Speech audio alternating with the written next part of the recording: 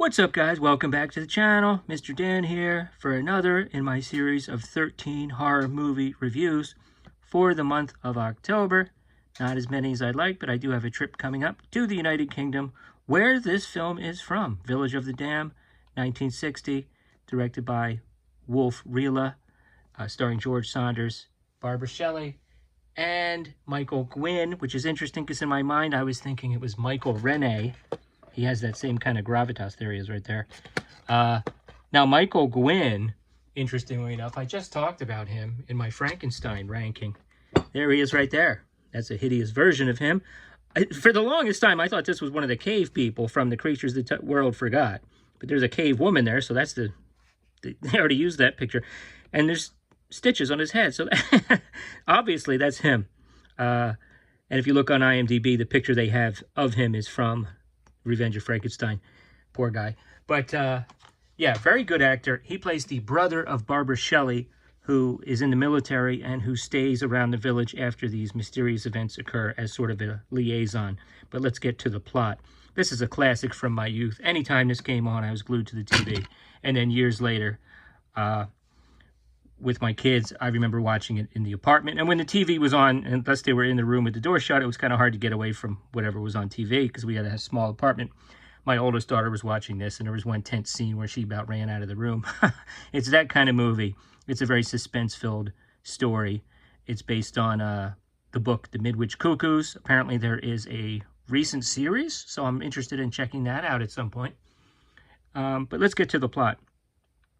Essentially, in the beginning of this film, you have this small, peaceful village where you have George Saunders, who's a school teacher, and he's married to the lovely Barbara Shelley, and his brother-in-law is coming over for a visit, and within a certain radius around the village, everyone suddenly passes out.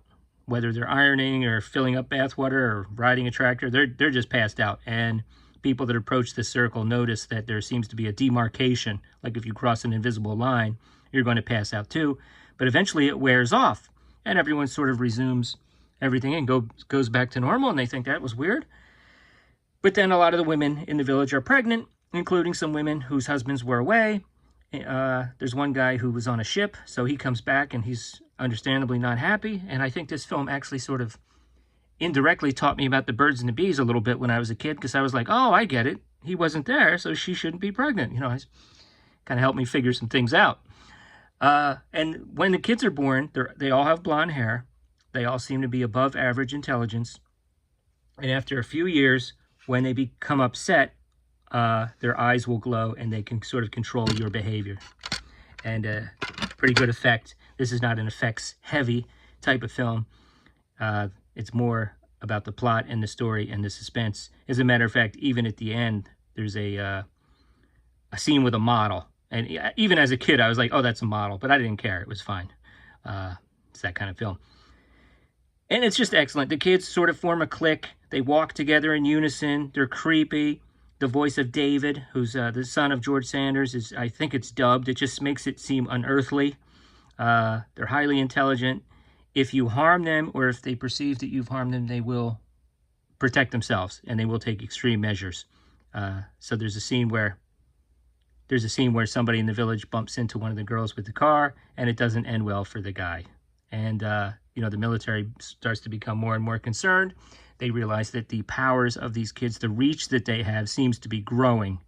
So somebody in the cast decides they have to take sort of unilateral action. And it's kind of sad and heartbreaking because, you know, they are family, but their powers are starting to scare people. And they even touch on how in other parts of the world, this has been going on, and in some communities, the kids were killed at birth because, like, for example, they use the word Eskimo, so I'll use it.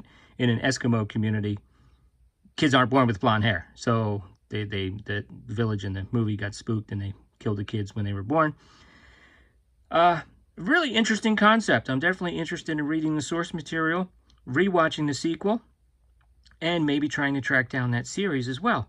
What are your thoughts, guys? Have you seen Village of the Damned? Let me know in the comments below. I'll check you back next time with another review. Finally, a certified winner. I had some rough ones there. That's what happens when you do some blind watches. But I wanted to mix it up and throw in some classics as well. Check this movie out if you haven't seen it. All right. Thanks.